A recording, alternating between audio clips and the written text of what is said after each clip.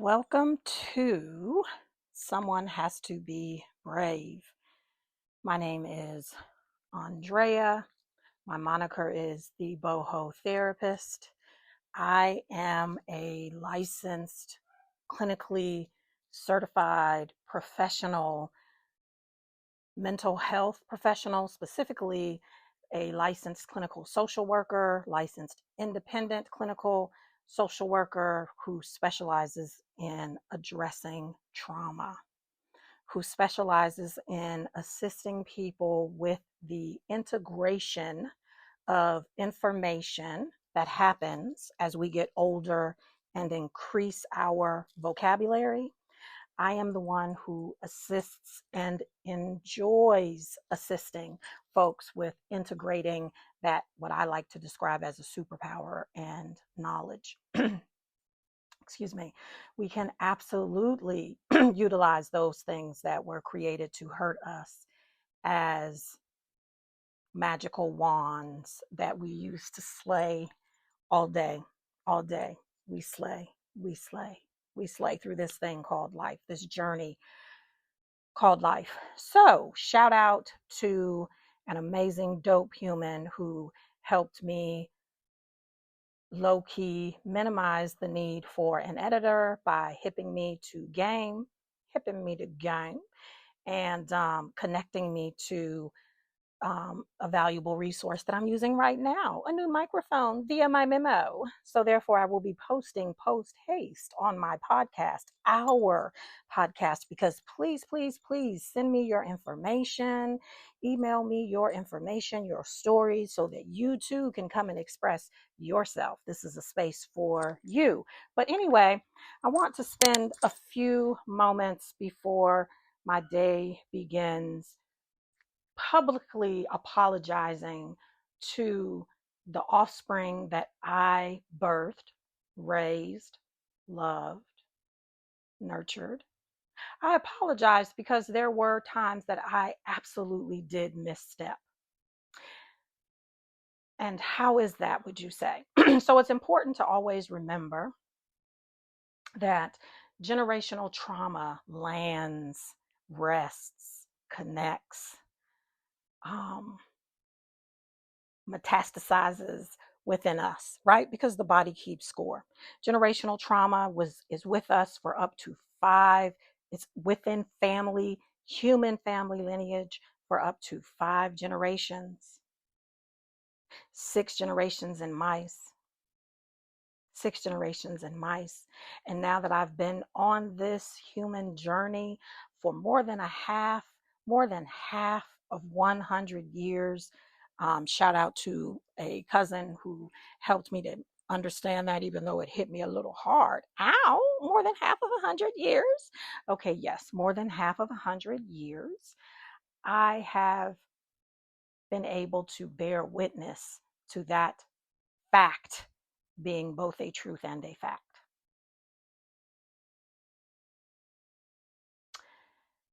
And then while I postured myself, which means intentionally guided myself towards the true and only north, which is to be the best human that I can be, especially to those that came from my womb. Unintentionally, I did some neglectful things. Innocently. However, albeit innocent, it does not take away from the fact that it can be quite hurtful. And so we do ourselves a disservice when we do not communicate with healthy folks that can, or just let's just say this, with folks that can hold space. We do ourselves a disservice by not discussing some of our story with them. And here's why. We were created to be connected. We were created to be connected. So our original clan, CLAN, would be the family, our tribe members, our clan, our tribe members, our people, our person, our village, right, would all be those from which we were born, right? So it would be our mothers, our fathers, our aunts, our uncles, our siblings, our cousins. But what happens when you come from such viral, contagious, unhealthy, unfertile land that you do not have these types of relationships? What happens? Does that mean that you are not a clinical term? Because, and please pause, let's understand that I became that which I needed after engaging in therapy, which is something I knew I wanted to do because I wanted to be able to relate to my offspring. I became that which I needed. Why? Because when I would tell some of my family stories, my therapists would weep. And my ego was so fragile at that time that that expression of sharing space was one that I found offensive. Not offensive in a you are doing me harm way, but in a way that it validated the experiences that I had were outrageous. However, it also reinforced that my story was too much. In addition, I have this awkward human quality of do no harm. And so, excuse me, if I can't help you, I'm not going to add to your pain. And so, having been an adult since I was a toddler, I still have a habit of taking on, and notice yourself in this. Please notice yourself in this. Please do not hear this as me talking about me, me, me, me, me, me, me. No, I'm giving you a story until I have others that are willing to share their stories in hopes that you can relate, just like reading a book, reading an article, listening to a song, etc., etc., etc.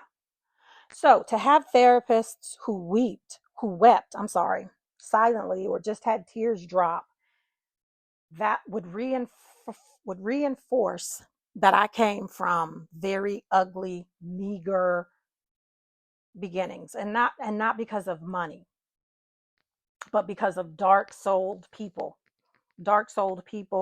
who had been hurt at some point in their lives, especially during their formative years.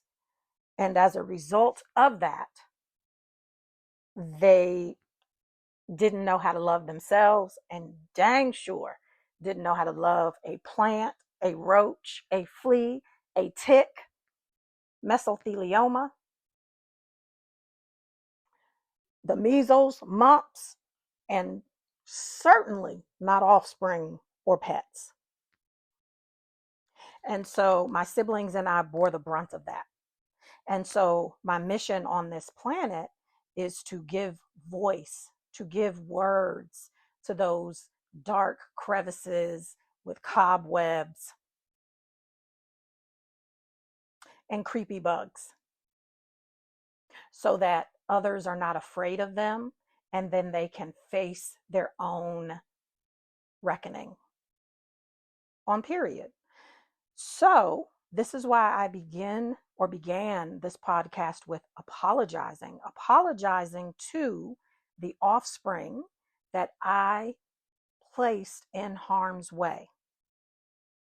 I placed them in harm's way by allowing them to be with relatives who had shady pasts, relatives who, as adults, touched children inappropriately and all other things inappropriately. Now, did that happen consciously? No, no. Let's shift the phrase not to hurt people. What if it is unconscious people hurt people? So because I was unconscious about having been touched inappropriately or having heard that this relative touched someone else inappropriately, because I did not allow myself to expand and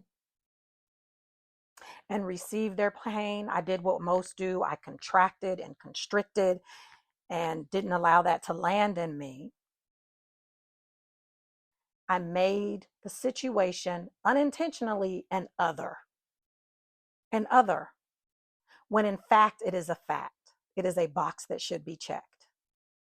So, what if we had the hard conversations, even and especially when other people, pardon me, I have allergies, when other people are denying them? What if when family members say, "Oh, bring that baby here, I want to spoil it"? What if you say, "No, thank you"? Because you remember that their son or their daughter, who happens to be an aunt or an uncle or a cousin, couldn't keep their hands to themselves when you were a kid, or couldn't keep their hands to themselves when your father was a kid, or couldn't keep their hands to themselves. See where I'm going with this? Then we would no longer be unintentionally, unconsciously perpetuating generational trauma. And here's a thought. We often hear how folks in jail have no mercy upon individuals who have inappropriately touched children. What if part of the reason for that behavior, their response to having zero patience, zero tolerance, zero anything with folks who inappropriately touch children, what if because of them being incarcerated, which is a dark night of the soul, it's an opportunity where you have a lot of time to think and reflect. What if that is a cross in the road? What if that is where the majority of their lives also had a pivot? What if that?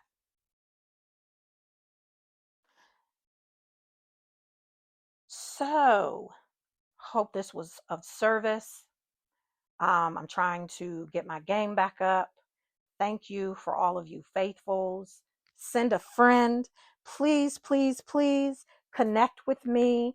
Share your story. I would love and appreciate some guests on this show. No intro, no outro, just me being me, neuro sparkly, neuro spicy, me. Thank you for your time. Have an amazing day on purpose, especially to annoy the piss out of people who have made it their business to cause you to lose sleep. Okay? Namaste. Peace.